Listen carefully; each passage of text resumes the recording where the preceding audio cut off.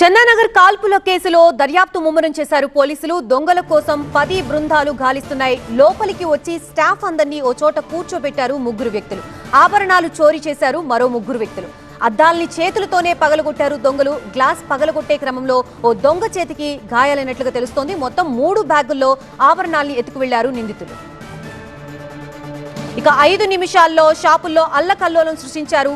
సినిమాని తలపించేలా scene create చేసి కాల్పులు జరిపారు. ఎంత ప్లాండ్ గా వచ్చారంటే షాప్ లోకి ఎంటర్ అవుతూనే సీసీ కెమెరాల్ని తుపాకీతో పేల్చేశారు నిందితులు. హైదరాబాద్ లోని చందానగర్ లో ఖజానా జ్యువెలరీ షాప్ లో దోపిడీ జరిగింది. తుపాకులతో ఒక్కసారిగా దుకాణంలోకి ప్రవేశించి బెదిరింపులకు దిగారు. అక్కడున్న సిబ్బంది అడ్డుకునే ప్రయత్నం చేయగా వారిపై 2 రౌండ్లు కాల్పులకు తెగబడ్డారు నిందితులు. లాకర్ తాళాలు ఇవ్వాలని సిబ్బందిని గన్తో బెదిరించారు.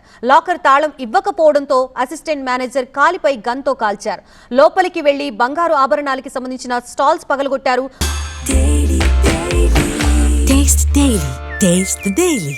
అడ్డొచ్చిన సిబ్బందిపై దాడికి పాల్పడ్డారు దొంగలు. అయితే షాప్ లోని సిబ్బంది పోలీసులకు సమాచారం ఇచ్చారు. పోలీసులు వచ్చేలోపే దొంగల ముఠా అక్కడి నుంచి పారిపోయింది.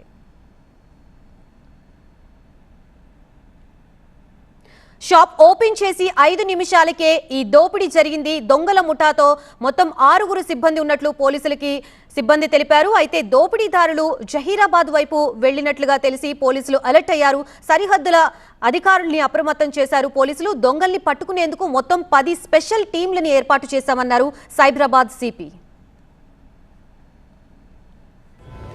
బయట డిస్ప్లేలో ఉన్న కొంచెం silver jewellery in some quantities ఇప్పుడు వాళ్ళు ఇంకా అసర్టైన్ చేస్తారు ఎంత క్వాంటిటీ.